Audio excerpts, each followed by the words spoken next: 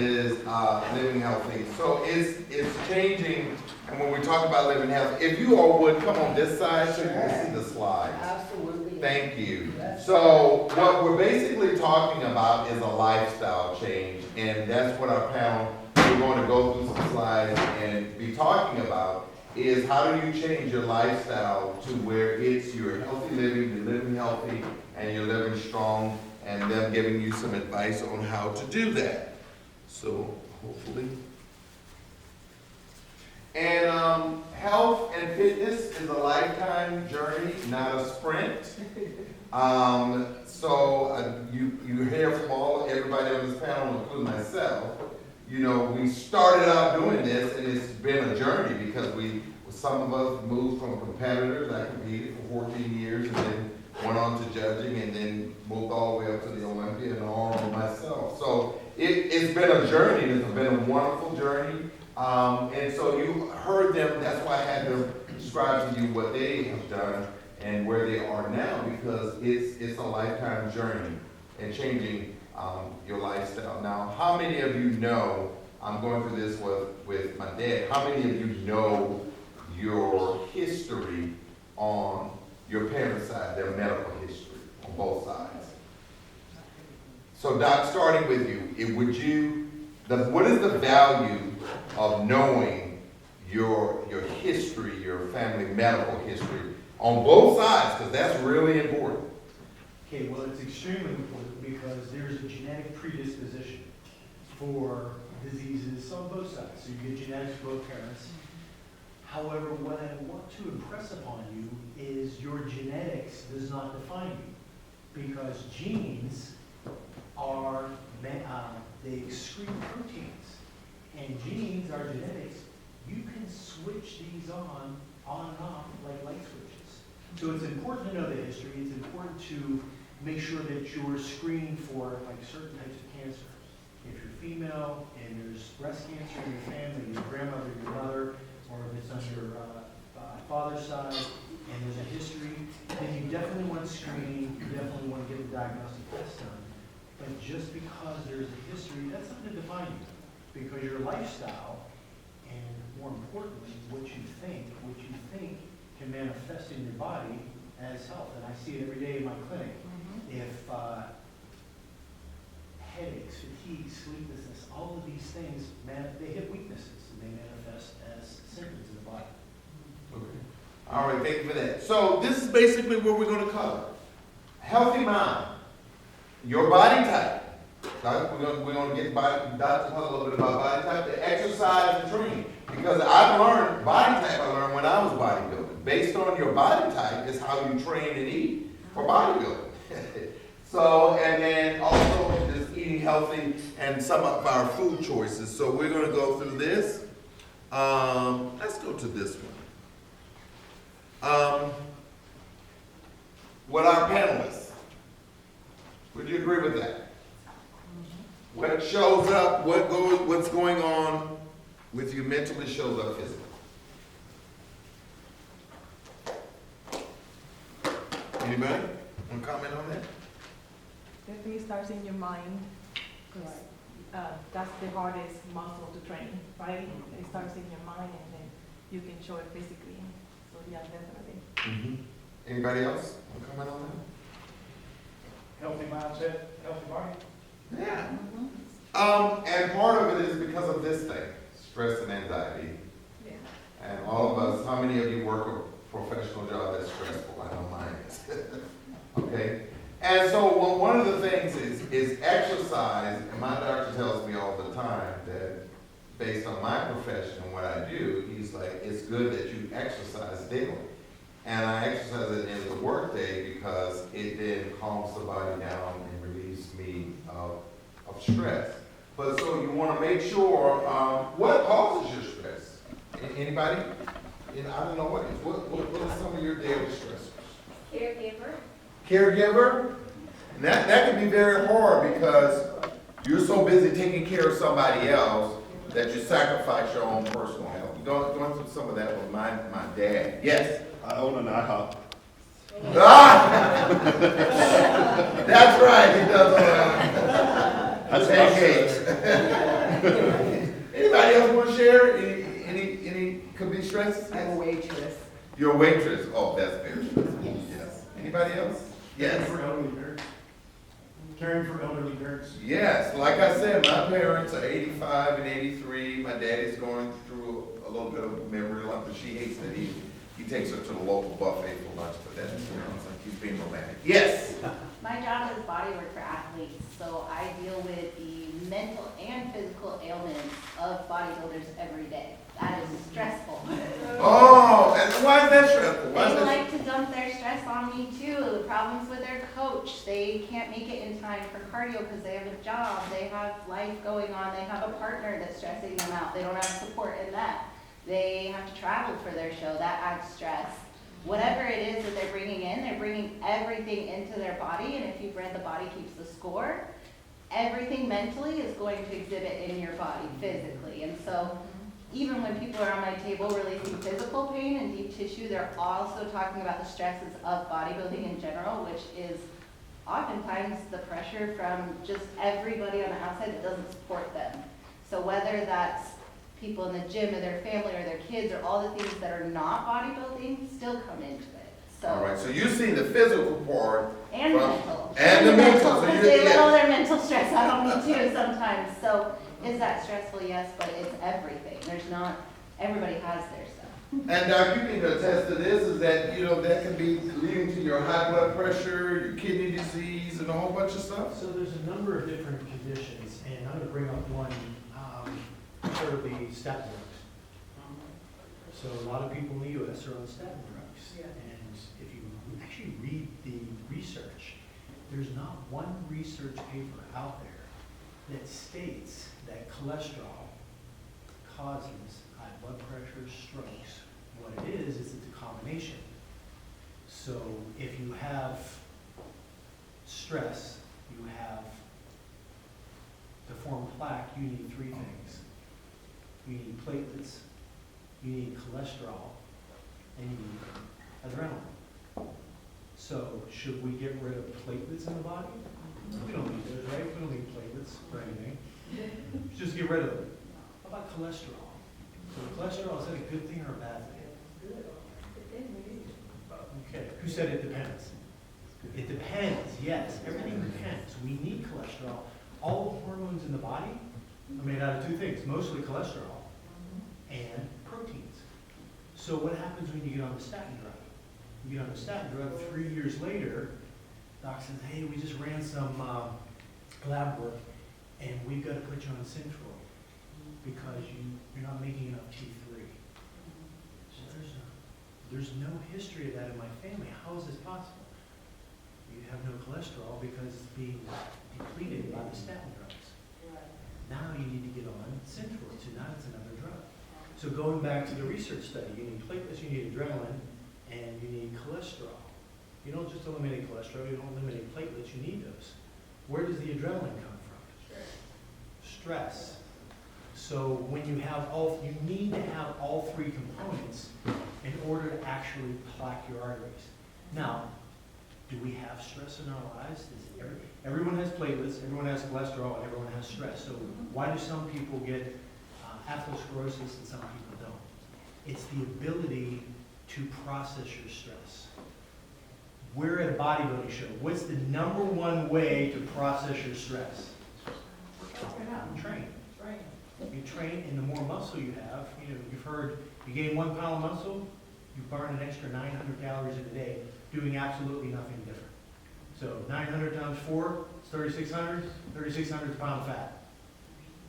So you can manage the stress, you can manage the cholesterol, you can manage everything else just by trying to store, process. Speaking of the stress, is stress a good thing or a bad thing? It depends, exactly, it depends. You've trained him early, Doc. You've trained him early. We need a little stress just to get our asses out of bed every day. Right. So, And so to our panel members, thank you, Doc, for that. To our panel members, what are some of the ways in which you actually relieve your stressors? When I learned in Serenity Prayer that you can only control yourself, that changed a lot. Having a big heart, you want to enable and fix things, and when you realize that you can't, that takes a lot of pressure off. And then everything else, spiritually, your faith. I lean so much on that, and hit my burden of stress, and I wish I would have been more in tune with faith at a younger age when I thought I was. But the earthly things get in the way sometimes. But when you really hand everything off, with what you believe in, it's amazing. And you talk about developing the fruit of the spirit that maybe aren't your strongest characteristics. So mine was never patience or self-control. I aced the love and the joy and the peace, or the love, joy, and kindness, but it was the patience and self-control. And now in my years now, I've learned that, and that really helps. Because cognitively you say, I really can't control that situation, so let me not dwell on it. And it has such an impact on physically and what you feel, and you feel the blood pressure go down. Or if you do have the release of the gym, having that environment, it's so important. And the anti-aging mechanism of it all, and with health issues as well. But if you allow the stress to consume you, the health issues will follow. And so I'd rather be more on the positive side and not put so much worry in the burdens of daily life. Tim is my brother from another mother. So, but Tim is a perfectionist, and I think that's part of the stress for him. Is he likes things done well and really, really well, which is a good thing. But stressing out over it is pretty much what he's saying is the bad part of it. But he really likes things done well, and he does them really well. So that's the part of it. And that goes to our meditation. I know for me, I'm reading the Stoics, the Greek philosophers, and I made a promise to myself that I would not start off the day reading anything online or on my phone until I read, one of the Stoics. One of the things I got from a meditation is that we all have our space, and then other people have their space. What can cause you stress is when we take ourselves and put ourselves in their space. And like you're saying, Tim, you're trying to fix their space. And that's not yours to fix, because that's their space. And then we also have, when he was saying, the power to control what we permit in our space. Which is, okay, no, I'm not going to permit that thought. I'm not going to permit those actions in my space, because it leads to that what? That anxiety. So that's one of the things I learned in meditation. I also do hot yoga, but Damien, Alan, what about you two guys? Anything on this list, or you do to relieve your stress? So, my probably cliche, but the gym has been a huge aspect of, controlling my stress. That's usually where I go to meditate, listen to my music, whatever I'm feeling that day, whatever mood I'm in, that's the music I listen to when I work out. I don't really have a playlist of, I'm in more of like a calm, like R&B type of day working out. That's usually how I manage my stress. Music, listen to music, my favorite music, and working out. And I control my stress that way. Or having somebody to speak to that understands you and understands your goal, that's going to control your stress a lot too. And exercise is like one of the best ways to control it. And stress is not a bad thing. I think the stress kind of allows you to become better because you're using it to better yourself. So I use it as a tool to better myself, and I don't use it too much as a negative thing. Whatever stress, okay, I need to get this done, and I work better under pressure. I think I work better on a stressful environment because I'm a Marine. Been a Marine my whole life since I was 17, so I work better on in a stressful environment. So, and that basic training, that's pretty much what they do. That's the whole 13 weeks of basic training. They put you in a room full of 60 other Marines, and they put you under the worst stress you're ever gonna be, and it's teaching you to control it during wartime situations. So that's pretty much what they do. They put you in a little hole, and they just stress you out. They push you as far as they possibly can without you saying, I'm gonna give up. And trust me, a lot of people give up, but they don't allow you to give up because they put you under those stressful environment and they teach you to work under those stressful situations. So, and the way they do it, you be doing a lot of exercise, you know, a lot of running, a lot of push-ups, and and then they give you tasks to do to make sure to help you work on the stress. So I think dieting and exercising is one of the main things I've used for controlling my stress, and it's worked so far. Yeah, I think the biggest thing that I did is be mentally tough, because I used to look at stress, I used to be stressed out all the time, but then Tim first met, I was stressed out over everything. Because I wanted everything to be perfect, you know? And I found out in life, everything I was stressing, only 10% of that actually ever happened. There's 90% of it I'm stressing over that meant nothing. So I was putting all that extra burden on myself. So my thing has been mentally tough and push out what's not important and concentrate on the stuff that I can control.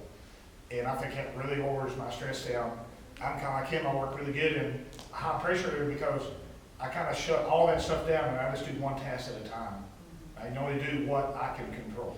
And it really takes a lot of stress off of me when I don't worry about the stuff that really doesn't matter.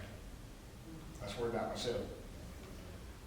Myself and Doc here, we're in professions that we have what they call subconscious trauma, and that because you're dealing with the problems of other people constantly, you subconsciously attach them to you.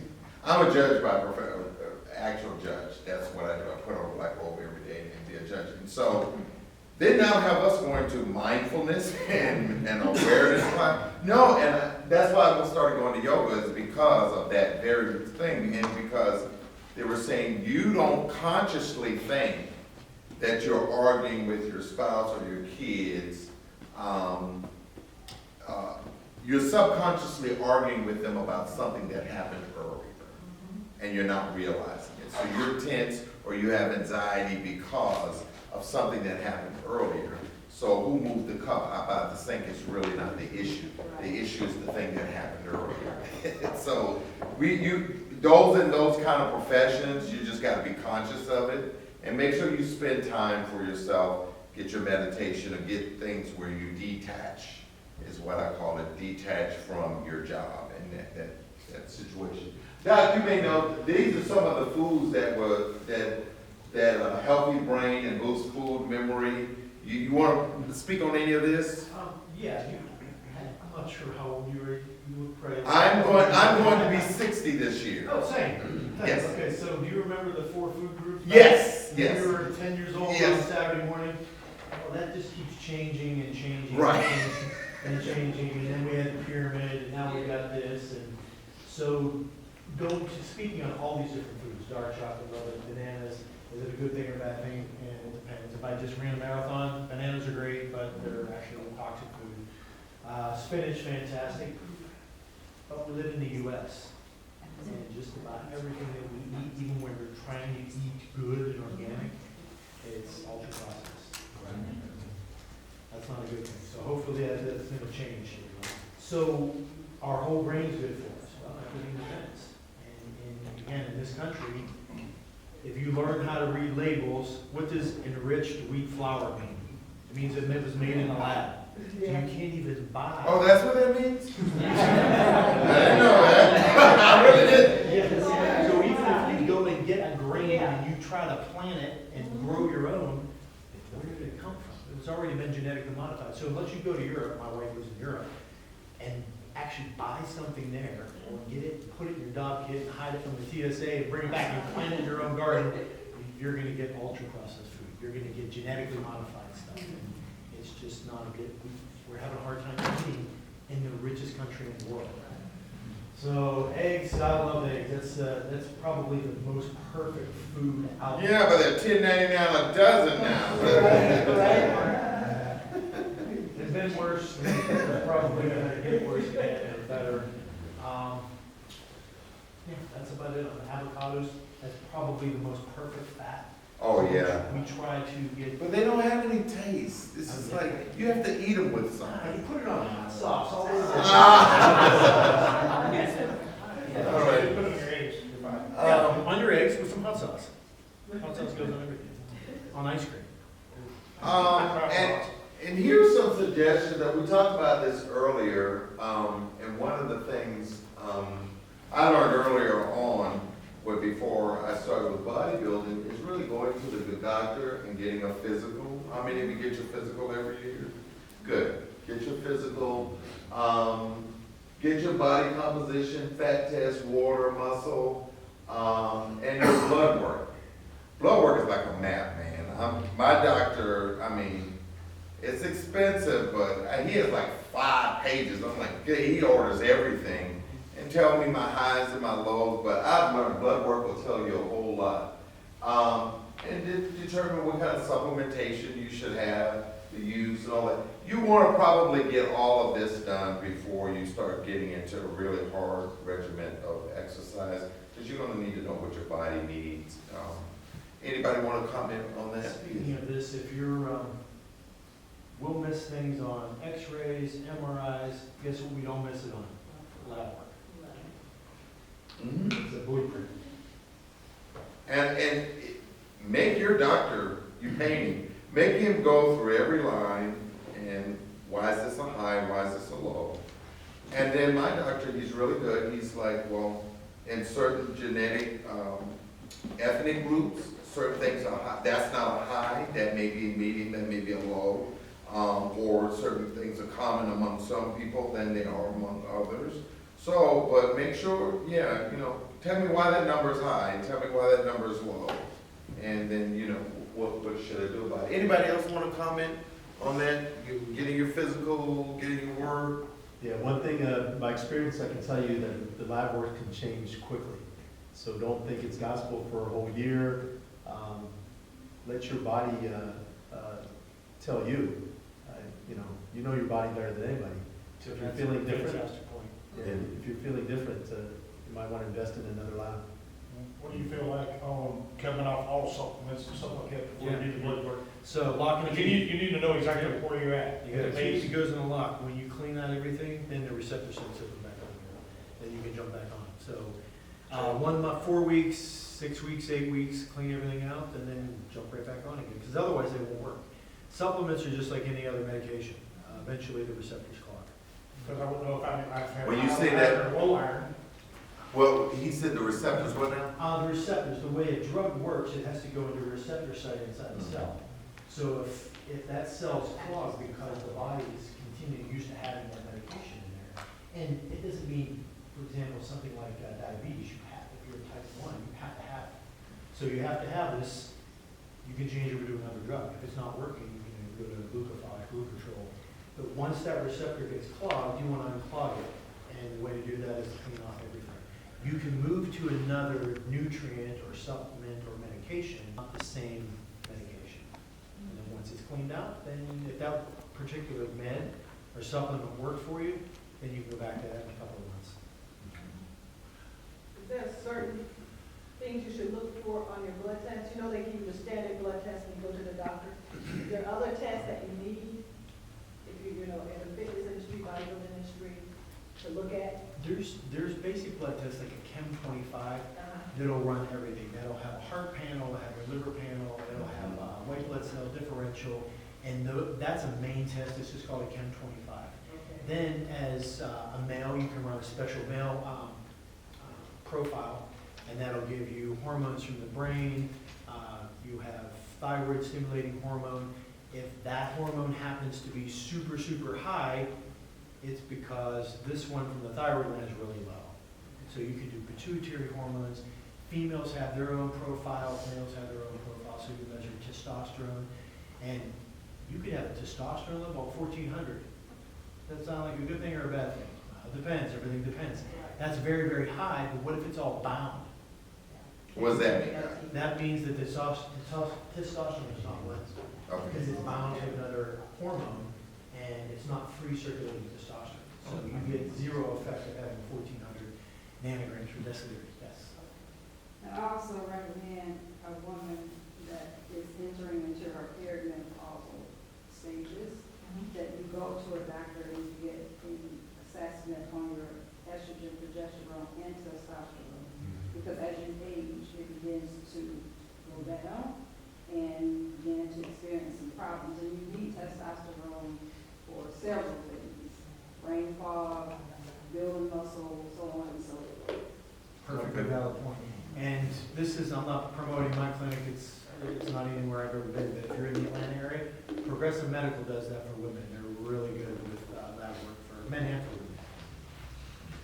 women. And that's one of the things, when I turned 50, you know, my doctor would go to my lab work, he's like, oh, hey, Vince, you turned 50. So there's certain things that are going to start happening. And one of the things is we start about talking about just knowing your history, and part of that blood panel was knowing my family history, because my family has a history of prostate cancer. My grandfather died of it.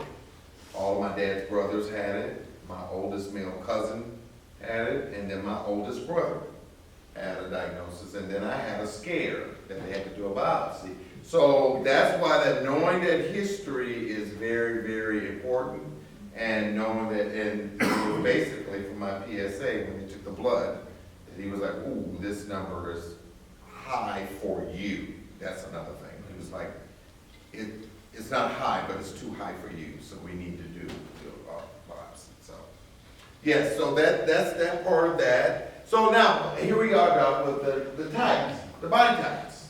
All right, so ectom is a window.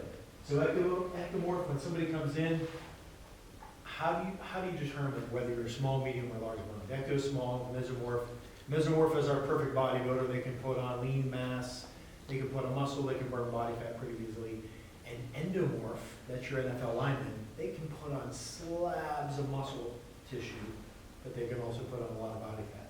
Now, and this is also women, this same thing is for women too. So for example, an endomorph, even though they're super, super fit, Serena Williams, Britney Spears, they look perfect because they're training and dancing, or they're working out.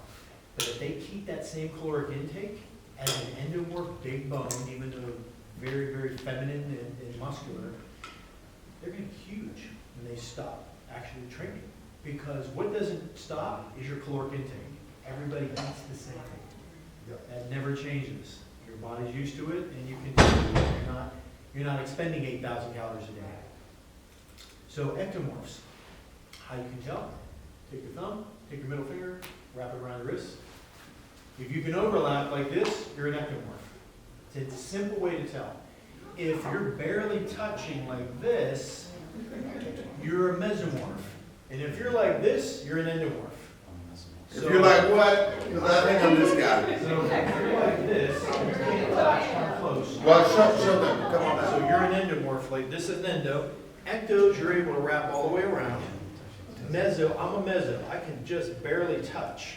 So mesomorphs, they can put on muscle pretty easily. They can, yeah, you're an ecto. So when I have somebody that comes in and they're 400 pounds, they're like, well, hey, doc, I'm just big boned and I can't lose weight. I'm like, let me see your wrist. I said, you're small. No, I'm big bone. I've been heavy for the past 20 years. But when you were 12, you were a skinny little mini, you could eat hobos and Twinkies and pizza and soda. How do you know that? I said, because bone size doesn't change. So the bones don't change. Wow. We're just having trouble keeping the fork away from your mouth. You learn something new every day, I tell you. Right. And I'm not that mean. If they're a friend, I'll tell you. I don't do that to my patients. So in women, It's the same. but I'm saying, like, for example, I've always been smaller here. Then there's the shapes, yes. So you got the pencil, you got the pear. Okay. Yeah, women get, And the ankle, so we got wrist, ankle, and lumbar spine. That's how I have x-rays, so I can look at somebody's lumbar spine, lower back, and determine. and it matters how you start to work out, because, you know, I see women with hips on the stairs, and I'm like, don't do that. I'm like, Dad, you're building up that muscle under that fat in your hips, so your hips are gonna get bigger. So from the group up here, let's talk a little bit about, based on this body type, either your personal training or when you train people, what do you think? And it depends. Okay. I'm gonna- Of course, Doc. I want to let everybody else talk, but, you know, if someone's an ectomorph and they want to be in the NFL, the likelihood is not likely. Because that's your tall thing. Could we get them there? Yeah, but they're gonna have to train so much harder, super heavyweights, huge amounts of rest in between, because we don't want them to. We want them to get gas. Oh, yeah. I'm sorry. So on an ectomorph, if I was training somebody that's an ectomorph. That's your tall, thin That's guy. your tall, thin guy, your pencil. And their goal, so I always ask, what do you desire? What do you want? What is your goal? I want to be, yeah, exactly. They're 5'10", they weigh 140, but they want to play on the NFL line. Well, probably not gonna happen, but I can still train them to get them kind of where they want to be. In the training, first of all, they would eat everything that's not nailed down, because ectomorphs can burn anything. And they would need to be training as heavy as possible, safely, with long rests in between. So basically, like back in the day, the Mike Mentzer style training. Very, very low reps, super high weight, you know, take a 5-minute break, drink a Coca-Cola, have a pie, and go back and do another super, super heavy set. That's the only way you're gonna pack on muscle on someone who's an ectomorph. And again, they can eat just about anything, so anything you put in their bodies, if they're training the right way, is gonna be added as muscle.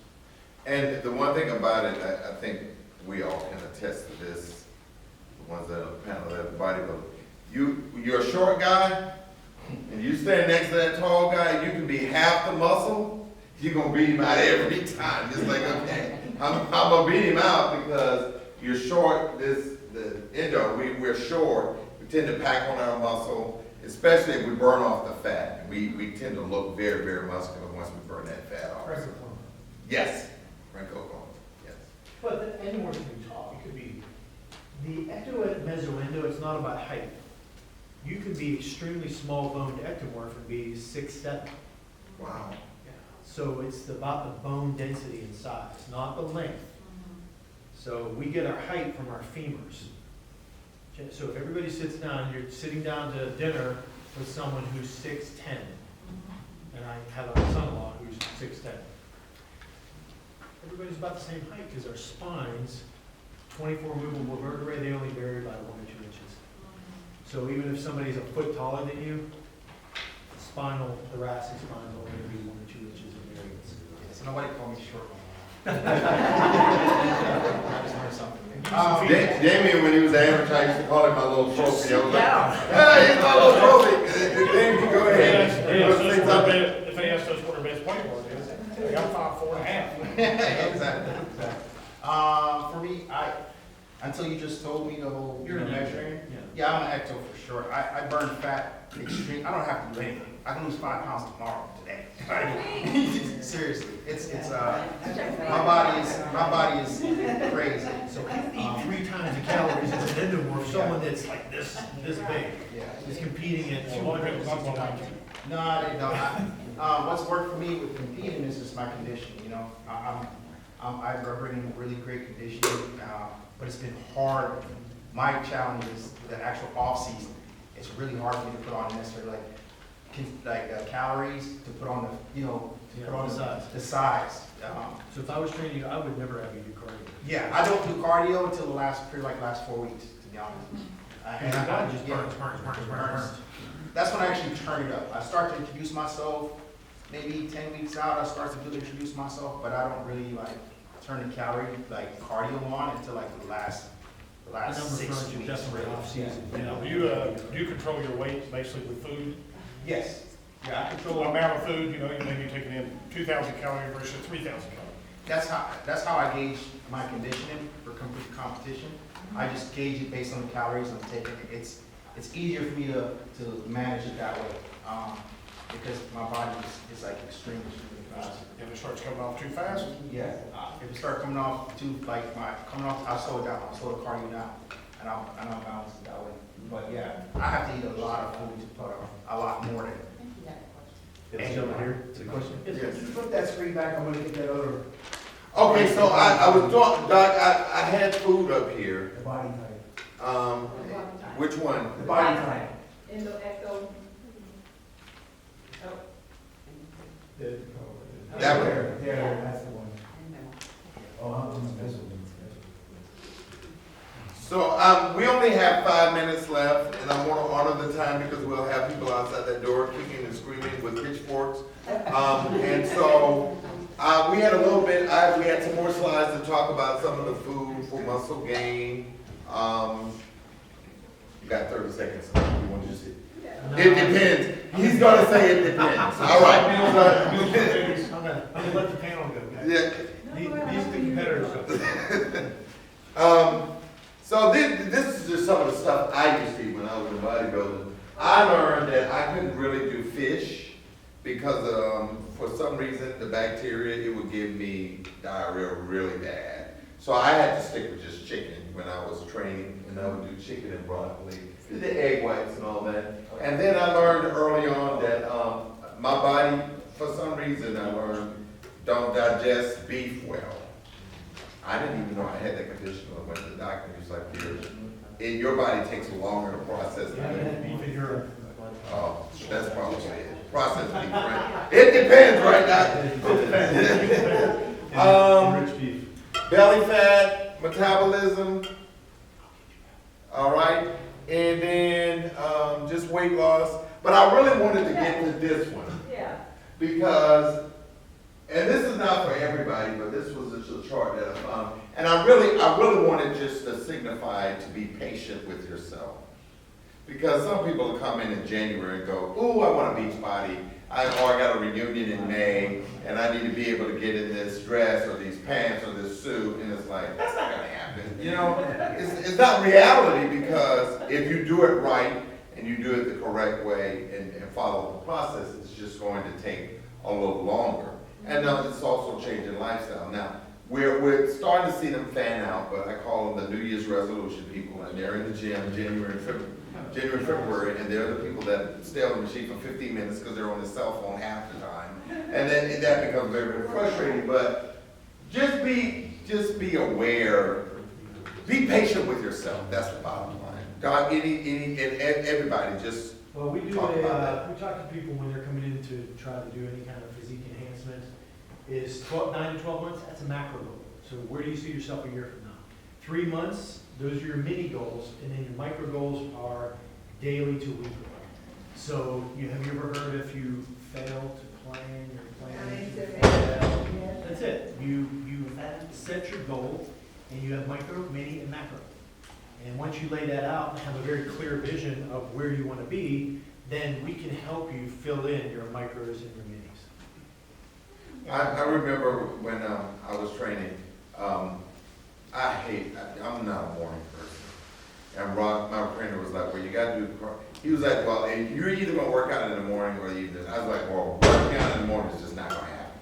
He says, well, your cardio has to happen in the morning because you're gonna burn more calories. I was like, really? He's like, yes, you're gonna have to do cardio in the morning. So it's like, you wanna win first place, because first place is, you don't tell me this all the time. First place is doing their cardio in the morning. I'll put it to you that way. So it's discipline and repeating that pattern for the body to burn fat in the morning. That's basically what he was trying, before I had any food, is the body to burn that fat. And it did. It triggered it and it worked. But it's a certain amount of discipline you just gotta tell yourself. Because I always say this. If you tell yourself, every affirmation get tested. If you tell yourself, I'm not eating any more hot dogs, when you leave out of here today and go home, there's going to be a hot dog commercial every 15 seconds, right? Because that's what life does. We affirm something and then it says that. Anybody else want to I always comment? say, always when you're dieting, I always say, how do you eat healthy? You know, eat it one bite at a time. When I was competing, all I ever dieted was 1 day. Okay. I never dieted, I put a plan out for 20 weeks, but I only dieted 1 day. Because I get too overwhelmed with everything coming in. So I would make sure that 1 day was 100% and go to bed. I wake up the next day, and I worry about that day, I worry about tomorrow. Okay. So I prepare, have my meals ready, but I got it one day at a time. And I think that is a good mindset to go into, because you can actually overthink 12 months, Yeah. you know. I say, repetition creates, habit. So, I think it's after 8 repetition of something, doing it consistently, it creates a habit, and now you can actually do it over time. So, and this is the only sport, this is a sport that you don't see the results immediately in the mirror, you see the results over time. So time is the most important thing when it comes to fitness, nutrition, and dieting. It's just time. Give yourself time to develop that habit.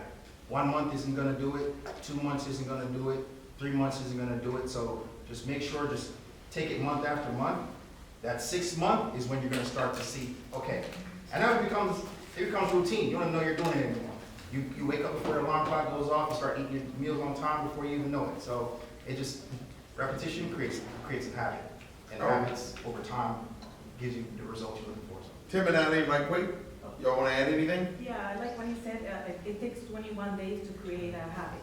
So just think 21 days, and then after that it becomes a habit. So, yeah. Dan, you got any closing remarks? It really is a lifestyle, and the rewards are the mirror, you know, but you become that machine, you know.